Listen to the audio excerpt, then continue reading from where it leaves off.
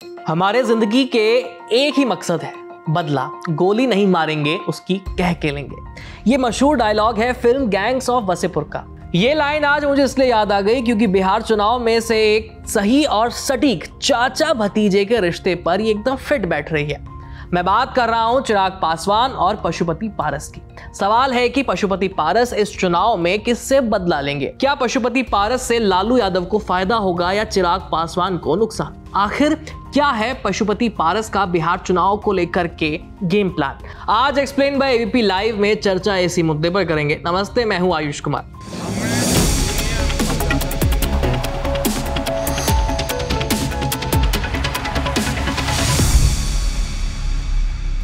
तो सबसे पहले आपको खबर बता देते हैं। दरअसल राष्ट्रीय लोक जनशक्ति पार्टी रालोजपा के राष्ट्रीय अध्यक्ष और पूर्व केंद्रीय मंत्री पशुपति कुमार पारस ने एनडीए से गठबंधन तोड़ने का ऐलान किया। उन्होंने कहा कि उनकी पार्टी का अब एनडीए से कोई नाता नहीं रहेगा। पारस ने नीतीश कुमार पर हमला बोला और सरकार को दलित विरोधी घोषित ही कर दिया। ये घोषणा पटना में रालोजपा के आयोजित बापू सभागार कार्यक्रम के दौरान की गई। पशुपति पारस ने सोमवार को बड़ा ऐलान करते हुए घोषणा की कि अब से उनका एनडीए के साथ कोई संबंध नहीं रह गया है। उन्होंने कहा, आज से हम एनडीए के साथ नहीं हैं, एनडीए से हमारा संबंध नहीं है। 2014 से एनडीए के साथ जुड़ने के बाद से हम उनके वफादार सहयोगी रहे हैं, लेकिन हमें देखना पड़ा है कि जब लोकसभा चुनाव होते हैं तो हमारी पार्टी के साथ दलित पार्टी होने के कारण अन्याय होता है। अगर महागठबंधन में हमें समय पर उचित सम्मान देता तो हम निश्चित रूप से भविष्य की राजनीति के बारे में सोचेंगे। सुनिए उन्होंने क्या कहा। 20 वर्षों की सरकार है। शिक्षा व्यवस्था बिहार में किसी काम का चीज नहीं है, बेरोजगारी है, भ्रष्टाचारी है। और ये सरकार में आप देखे होइएगा, आज तक कोई भी कल कारखाना का निर्माण नहीं हुआ। प्रधानमंत्री रोजगार योजना हो, वृद्धावस्था पेंशन योजना हो, किसी में भी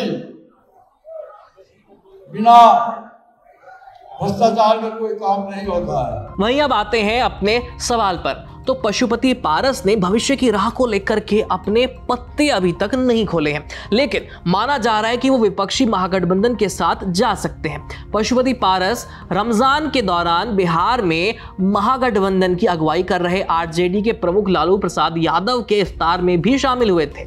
अब चर्चा इस बात को लेकर हो रही है कि पशुपति पारस के पाला बदल करके बिहार की सियासत पर कितना फर्क पड़ेगा। तो आपको बता दें कि पशुपति पारस का इस वक्त राजनीति में कद ना के बराबर है। कैबिनेट में जगह बनाने वाले पशुपति पारस के पास आज 0 सांसद है, 0 विधायक है और 1 एमएलसी है। उनकी पार्टी चुनाव में 6 सीटों के लिए दावेदारी भी कर रही थी, लेकिन मिली 0। चिराग पासवान की पार्टी के एनडीए में वापसी के बाद से ही पशुपति पारस पूरी तरह से हाशिए पर चले गए थे। वहीं पशुपति पारस ने एनडीए से अलग होने का ऐलान भले ही अब किया हो, लेकिन इसकी स्क्रिप्ट तो लोकसभा के चुनाव के दौरान ही लिख दी गई थी। बिहार की 40 सीटों के लिए सीट शेयरिंग में उनकी पार्टी खाली हाथ रह गई थी। पशुपति को उस हाजीपुर सीट से भी हाथ धोना पड़ा था जिस सीट से वो सांसद थे। सीट शेयरिंग का ऐलान होने के बाद अगले ही दिन पशुपति पारस ने मोदी मंत्रिमंडल 2.0 में मंत्री पद से इस्तीफा दे दिया था। लेकिन वहीं इस चुनाव को लेकर के पशुपति पारस के पास अपना एक प्लान है।